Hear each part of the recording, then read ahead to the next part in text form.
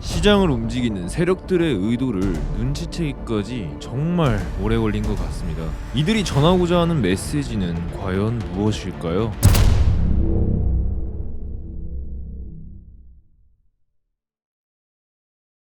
안녕하십니까, 사토시입니다. 시작과 함께 질문 하나 드리겠습니다. 불장이 과연 올까요? 이 영상을 보고 계신 분들 중 이 생각을 안 가지고 계신 분들이 없을 거라고 생각합니다. 저는 여러분들이 갖고 계신 이 물음에 객관적으로 답해 드리고자 사뭇 진지하게 마이크 앞에 섰어요. 여타 다른 영상들처럼 여러분들을 위로하고자 찍는 영상이 아니며 객관적인 데이터들로 현재 상황 읊어보는 시간 갖도록 하겠습니다. 그리고 저는 이 영상이 올라가고 나서 실제로 매수를 진행할 거예요. 저를 봐주시는 모든 분들께 인증할 겁니다. 왜냐하면 항상 저는 관점을 낼 때 이 관점이 내 가족들이 먹는 음식이라고 생각하기 때문이고, 내가 먹는 혹은 내 소중한 사람이 먹는 음식에 장난을 치지 않겠다는 다짐과도 같기 때문이에요. 그런 확신에 찬 상태에서 오늘 제가 여러분들에게 떠먹여드릴 이야기들은 현재 일어나고 있는 상황에 숨겨져 있었던 또 다른 의도와 제가 드리고 싶은 단 하나의 메시지에 대해서 설명드리도록 하겠습니다.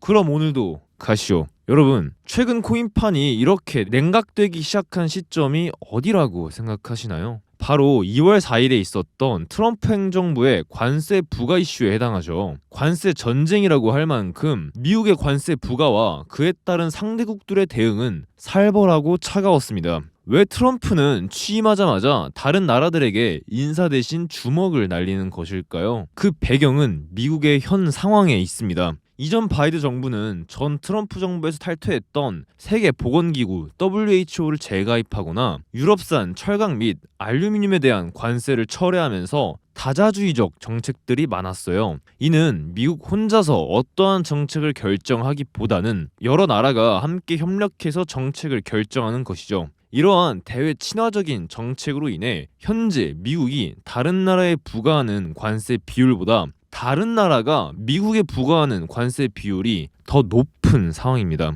트럼프가 다른 나라에게 관세를 부과한 이유가 여기서 드러나죠. 트럼프는 미국의 권위를 세우고 원래 미국에게 불리한 관세 조치를 완화하기 위한 목적이라는 것입니다. 바이든은 다같이 성장하자 느낌이라면 트럼프는 미국이 1등이고 미국이 전 세계를 휘어잡아야 한다고 생각하는 인물이에요. 그런 인물한테 이러한 불합리한 관세 조치는 용납이 안 되는 게 당연합니다. 그리고 이전 영상에서 말씀드렸지만 트럼프의 이러한 관세 정책은 달러 강세를 유발해요. 들어오는 물품 가격들에 세금이 붙는 거니까 물건 가격이 오르는 건 당연하겠죠. 이는 연준이 제일 싫어하는 인플레이션을 초래할 수 있습니다. 그렇게 되면 금리 인하에 대한 기대감이 줄어들면서 자연스레 달러 강세를 유발하는 거죠. 괜찮나요? 이제부터가 진짜 시작이에요. 여기까지 오셨으면 진짜 큰 거 하나 남았습니다. 여러분, 금리 인하라는 건 모든 시장에 보편적으로 돈을 뿌려주는 거예요.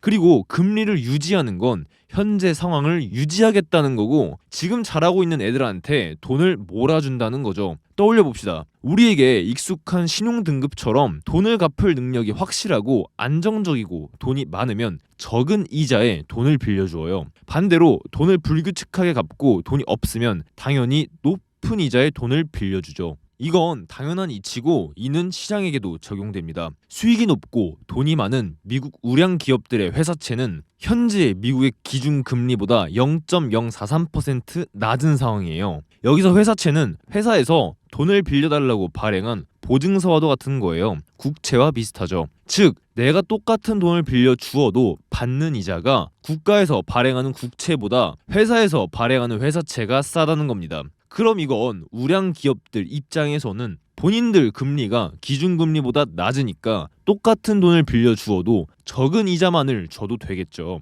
반면 중소기업 평균 대출 금리는 6%, 위험한 투기 등급 기업들은 10%까지 굉장히 높습니다. 같은 돈을 받으려면 돈이 많은 우량 기업들에 비해 이자를 더 쳐줘야 된다는 거예요. 감이 오셨죠? 근데 여기서 금리를 인하해버리면 이런 위험한 중소기업들까지 돈이 들어가 높은 이자율을 감당하며 돈을 빌릴 의미가 없어지고 시장 전체가 부양되는 효과가 나타나는 겁니다. 허나 우량 기업들 입장에서는 어차피 금리를 인하하지 않더라도 기준금리보다 본인들 회사채 금리가 낮으니 돈이 막 굴러 들어오겠죠. 트럼프는 이걸 노린 겁니다. 현재 금리를 계속해서 감소하고 있는 건 중국이며 시장에서 금리 동결을 외치고 있는 건 미국이에요. 즉 미국, 아니 트럼프는 이번에 미국에게 불합리했던 관세 정책을 조정하여 미국의 패권을 잡으면서 달러 강세를 유발하고 금리를 유지하고자 하는 거예요. 왜? 효율적으로 델롬한테 몰아주자고 하는 겁니다. 그리고 트럼프가 선택한 그 델롬은 미국을 지구의 암호화폐 수도로 만들겠다. 바로 이 암호화폐 시장이죠. 저도 여러분들 구독 포트폴리오에 선택을 받고 싶습니다. 빠르게 구독 부탁드려요. 그리고 또 한 가지 흥미로운 건 항상 이 암호화폐 시장은 암호화폐 시장 내부 악재가 아닌 외적인 매크로 이슈는 항상 곧잘 회복을 해주었었습니다. 가장 최근 이슈만 보아도 2024년 8월 엔캐리 트레이드 청산 악재로 인해 자산시장이 일제히 급락했지만 그 지점은 곧 저점이 됐으며 빠른 시일 내 전부 말아올려 주었어요. 그 후로 10월에는 이란과 이스라엘 간의 전쟁 위기가 고조되면서 6% 이상 한순간에 급락했으나 곧바로 말아올려 주며 11만 달러까지 상승하는 상승장의 초입부에 해당했었죠. 이번 관세 전쟁 이슈도 마찬가지입니다. 그렇기에 여기에서 알 수 있는 건 우리에게 보여지는 매크로 악재들은 전부 개미들을 털어내기 위한 도구에 불과했으며 의도가 있다는 거예요. 또 최근 이러한 이슈 중에서는 과거 마찬가지로 악재 도구로 활용됐었던 러시아 우크라이나 전쟁 이슈는 이번에 종전 협상을 시작한다고 하죠. 여기서 한 가지 흥미로운 건 사우디의 빈살만이 이번 우크라 종전 협상에서 중재를 나선다고 해요. 너무 뜬금없죠. 그래서 제가 이상해서 조금 더 알아보았더니 더 흥미로운 내용이 담겨 있었습니다. 사우디아라비아의 왕세자이자 사우디 국부 펀드를 주도하고 있는 이 빈살만의 아부다비 국부 펀드에서 세계 1등 자산 운용사 블랙록의 비트코인 현물 ETF 상품인 아이비트를 4억 6천만 달러, 한화 약 6천억 원을 투자했어요. 이는 블랙록 아이비트 상품 중 7번째로 큰 보유자가 된 것입니다. 무언가 조금 이상하죠? 느닷없이 트럼프 따라 종전 협상을 중재하러 나서는 빈살만이 이렇게 몰래 비트코인에 투자하고 있다라는 것을요. 그리고 이러한 기관급 매수자들의 매집은 계속 이어져 오고 있었습니다. 이 차트는 비트코인의 실현된 시가총액을 나타내는 데이터예요. 쉽게 말하면 비트코인을 산 가격 기준으로 가치를 계산한 거죠. 즉 실현된 시가총액이 증가하면 사람들이 높은 가격에 비트코인을 사들이고 있다라는 거예요. 이는 곧 신규 투자들의 유입을 의미합니다. 신규 고래들을 비롯한 기관들이 현재 비트코인을 현재 가격에 대거 매수하였기에 이러한 가파른 시가총액 증가량이 나오는 것이에요. 결국 이 자리에서 떨어져 나가는 주체는 누구인지 감을 잡으셔야 하고 세상이 어떻게 돌아가고 있는지를 이제는 아셔야 합니다. 그래서 현재 일어나는 이 전체적인 양상들을 보았을 때 제가 여러분들에게 전달드리고 싶은 메시지는 이겁니다. 시장을 단편적으로만 보지 마시고 이들이 가고자 하는 진짜 방향은 과연 무엇인지를 둘러봐야 한다예요. 역사는 반복됩니다. 제가 오늘 드린 이 메시지에 설득이 되셨거나 공감을 하신다면 서슴지 말고 떵떵거리며 구독을 눌러주세요.